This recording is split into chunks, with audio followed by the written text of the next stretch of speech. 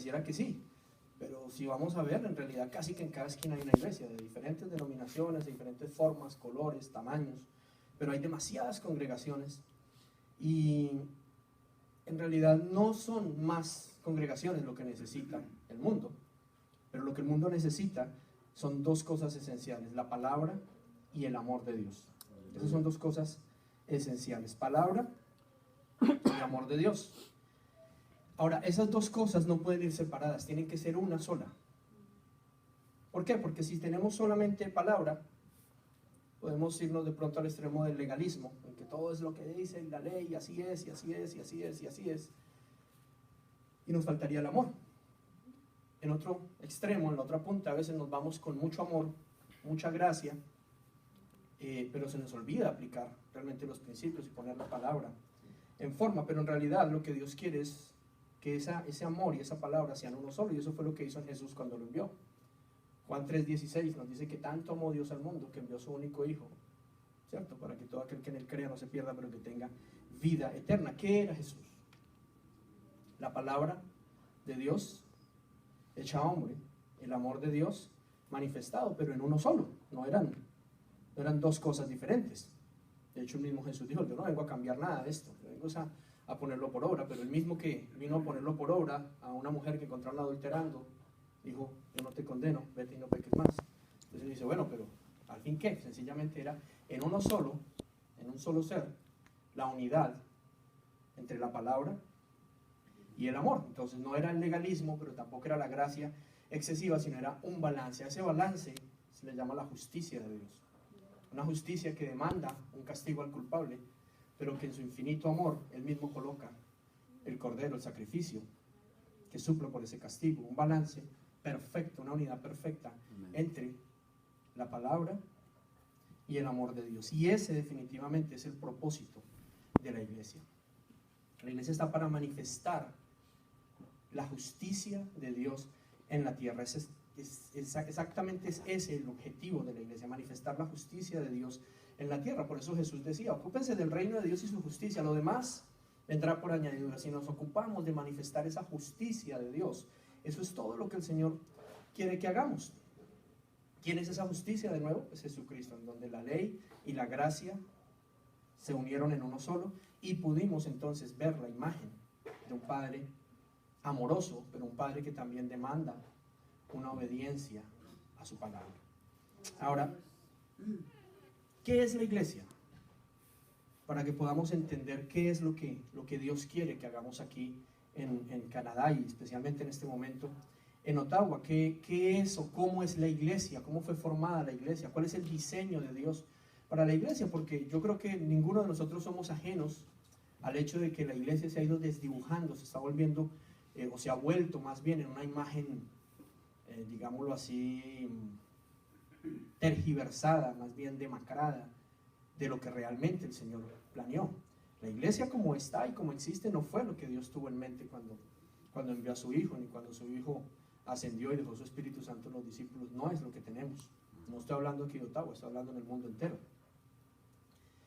Entonces, ¿dónde encontramos o dónde buscamos ese diseño de lo que es la iglesia para volver al diseño original, a ese ente que en unidad manifieste la justicia perfecta de Dios, el amor de Dios, sin alejarnos de su palabra? ¿Dónde volvemos nosotros a buscar ese diseño? Porque lo buscamos a veces en estrategias de crecimiento, que el G12, el D12, el X12, que lo que hace el pastor allí, copiémoslo acá, que el otro sistema de allí, que el otro sistema allá. Ojo, yo no estoy hablando mal de nadie, estoy diciendo, el sistema que Dios le dio a cada uno es lo que le dio a él. Yo tengo una experiencia, yo he oído mucha gente hablar mal del G12, creo que es el pastor César Castellanos en Colombia. Yo no sé, antes de yo ser cristiano, yo pude experimentar en Bogotá, Colombia, cuando vivía allá, una ciudad en la que antes de esa iglesia existir, Cristo, nadie era cristiano. Eso era como una vergüenza ser cristiano, daba pena, la gente se escondía, nadie quería ser cristiano.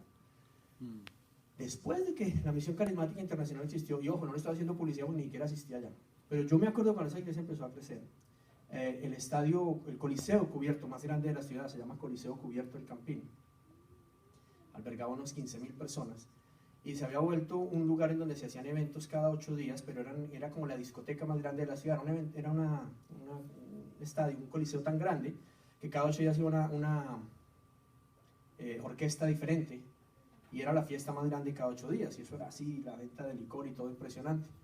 Asistí varias veces. Cuando esta iglesia empezó a crecer, rentaron ese lugar, y cada 8 días allá 15,000 jóvenes adoraban al Señor. Cristo se empezó a ver en todos los lugares públicos, la gente discipulaba en las cafeterías, en los cafés, ya no se escondía a nadie, sino que de la noche a la mañana Cristo salió por toda la ciudad. Y yo puedo decir que esa iglesia cambió la imagen de Cristo en nuestra ciudad. Pero también cuando nos mudamos a Miami, y ya como cristianos, no en esa iglesia, sino en otra muy pequeña, y salimos al año de ser cristianos, salimos de Colombia, venimos a Miami, y viviendo allá, el pastor César Castellano se mudó a Miami por unas cuestiones de seguridad. Su esposa llegó al Senado de la República, la amenazaron, le hicieron un atentado y tuvo que salir del país. Se fueron a vivir a Miami y empezaron Misión Carismática en Miami, G12, y no funcionó. Y qué raro, si es la visión que Dios le dio a él. Bueno, pero se la dio para Bogotá, Colombia. Sé de gente que ha intentado implantarlo en sus iglesias en muchos lugares del mundo, y conozco que a algunos no les ha funcionado.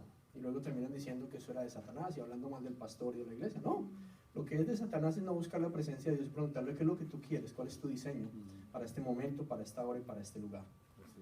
No es que las cosas sean malas. Entonces, a veces queremos copiar diseños, pero qué bueno ir y buscar más bien el diseño de Dios en la palabra. Y yo he encontrado que el libro de Efesios nos habla mucho del diseño de Dios para la iglesia. Efesios 2, por ejemplo, versos 19 al 22. Nos dice que por lo tanto ustedes ya no son extraños ni extranjeros, sino conciudadanos de los santos y miembros de la familia de Dios, edificados sobre el fundamento de los apóstoles y los profetas, siendo Cristo Jesús mismo la piedra angular. Diga conmigo, edificados sobre el fundamento de los apóstoles y profetas. Edificados sobre el fundamento de los apóstoles y profetas. Y el verso 21 dice, en Él, en Cristo, todo el edificio bien armado se va levantando para llegar a ser un templo santo en el Señor. En Él también ustedes son edificados juntamente para ser casa o morada de Dios por su Espíritu. Quiero que esta porción bíblica de Efesios 2, 19 al 22 tengamos en cuenta que está diciendo que esa familia, que ya no es extranjera, sino que es parte de la familia de Dios, es edificada sobre un fundamento, el apostólico y el profético. Y quiero que hablemos un poquito de ese diseño de Dios. ¿Qué es lo profético y qué es lo apostólico? Porque hay ocasiones en las que vemos esto más como personas, como individuos, que como funciones o ministerios, que es lo que Dios quiere que hagamos. Entonces hay ocasiones en que vemos más al apóstol y al profeta que al ministerio apostólico y al ministerio profético, y no es lo mismo. ¿Qué es lo profético? Es aquello que abre los cielos, sube al cielo y clama y rompe y baja el diseño de Dios, la palabra de Dios, lo que Dios quiere que se establezca. ¿Y qué es lo apostólico? Pues la palabra apostólico significa enviado. Es aquello que toma ese diseño y lo pone en práctica. Hablábamos ahora, hace un minuto, que la justicia perfecta de Dios es la palabra de Dios, ¿cierto? En una unidad perfecta con su amor, y eso es lo que establece la justicia de Dios. Y que la iglesia, la función de la iglesia es manifestar esa justicia, ese balance perfecto. ¿Me están siguiendo? Ok, entonces, cuando la Biblia nos dice que la iglesia de Cristo, la familia de Dios, está construida sobre un fundamento apostólico y sobre un fundamento profético, siendo la roca fuerte Cristo, pues yo entiendo que nos está hablando que está construida sobre la palabra de Dios, ¿cierto? Que viene del cielo directamente, y lo que hacemos con esa palabra, que es el amor de Dios a través de esa palabra. Ese es el fundamento de la iglesia, una palabra manifestada en amor que hace que la justicia de Dios se establezca en la tierra. Cuando hablamos de esa palabra profética, quiero que entendamos algo, y por favor saquemos la mente del profeta, porque es que nos hemos vuelto muy, a veces idólatras. La iglesia ha empezado a idolatrar mucho al profeta y al apóstol, pero yo estoy seguro que a eso no se refería el apóstol Pablo en el libro de Efesios. cuando hablamos de la adoración, de lo profético que sube, yo siempre tengo esa imagen de Jacob. ¿Cuántos han leído la historia de Jacob cuando iba oyendo de su hermano Esaú y se recostó y tuvo un sueño y oró al Señor? Y él tuvo un sueño en que había una escalera, ¿recuerdan? Una escalera que subía al cielo y bajaba del cielo. Cuando subía al cielo, me imaginaba por lo menos lo que estábamos haciendo ahorita, adorando, exaltando al Señor, declarando su señorío y diciendo que Él es el Rey, que Él es el Señor, y dándole, hasta que se abre algo en el cielo, y entonces su palabra, su diseño, lo que Él quiere que se haga, baja, y podemos abrazar eso y decir, ok, esto es lo que tú quieres que se haga, Señor, esto es lo que vamos a hacer, ¿cierto? Ese sería el fundamento profético del que habla Efesios 2. Pero entonces viene el apóstol también. ¿Y quién es el apóstol? No es la persona más importante en la iglesia. Es la persona que logra entender ese diseño y empezar a ponerlo en práctica, a poner ese fundamento para que ese diseño se establezca. Dicho de otra manera, lo profético podría ser la parte de enseñar algo y lo apostólico es la parte de hacer algo, de ir a hacerlo y establecerlo. Recuerden que Jesús, que es la imagen perfecta de todo, nos dice el libro de los Hechos, capítulo 1, verso 1, cuando Lucas le está escribiendo a Teófilo, le dice, amado Teófilo, en este continúo, pues, parafraseando, escribiéndote aquí todo lo que Jesús empezó a hacer y a enseñar. No solamente hacer, no solamente enseñar. Jesús a veces hacía y luego enseñaba por qué lo hizo, ¿cierto? Otras veces enseñaba e inmediatamente hacía lo que enseñó. O sea que era una combinación perfecta, una unidad perfecta entre lo profético y lo apostólico. No se alejaba de la palabra, escrito está, pero tampoco permitía que la palabra lo alejara del amor y la misericordia del Padre. ¿Cierto? Era un balance absolutamente perfecto. Entonces, ahí es donde creo yo que como iglesia hemos venido fallando mucho y por eso es tal vez que no se presenta la unidad. Porque hemos entendido a veces lo profético y lo apostólico de una manera más, tal vez personal, en la que le damos más importancia al profeta y al apóstol que a lo profético y al apostólico. Y no entendemos que lo profético y lo apostólico es la manifestación de Cristo Jesús en la tierra, es la unidad perfecta, la justicia de Dios manifestada. No hay amor sin ir. Acuérdense que la palabra apóstol significa ir, ser enviado, ¿cierto? Por eso el apóstol de apóstoles es Jesús. Él fue enviado de los cielos a la tierra, aunque le costó despojarse de su deidad. Pagó un precio altísimo como apóstol. Pero no hay amor sin ir. Y voy a poner un ejemplo que no quiero que lo tomen como una crítica. Yo soy de verdad bien celoso con esto de hablar mal de otro ministerio. Quiero simplemente que lo veamos, no con juicio, pero como con una manera de evaluar. Salvation Army. ¿Cuántos han sido bendecidos por Salvation Army? Yo lo fui recién llegado a este país. El pavo, los regalos de Navidad para mis hijos el primer año fueron de Salvation Army. Ropa. Y ropa, exacto, en el invierno. Y hemos visto y vemos a Salvation Army presente en casi todos los lugares, pero algo que Salvation Army ha perdido es la esencia del por qué y el para qué. Y en algunos lugares se ha ido convirtiendo más en un ente social que en un ente como su fundador lo pensó, era que utilizase lo social para llegar con la palabra de Dios.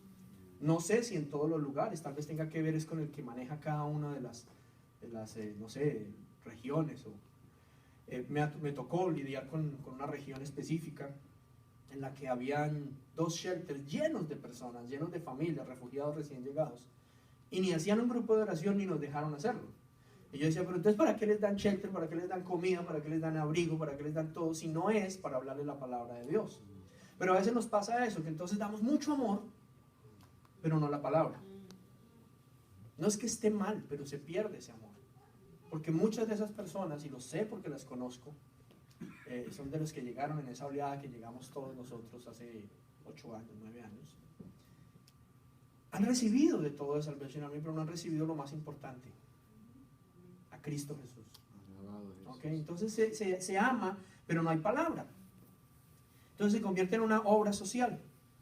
O si no, también creo que todos hemos visto algunos organismos que son pura palabra, pura doctrina, pero como no hay amor, pues termina la gente quebrándose o alejándose o sencillamente no conociendo realmente el amor del Padre, sino más bien se vuelve a alguien o personas, organismos, que casi que que la gente no quiere nada que ver con ellos. No,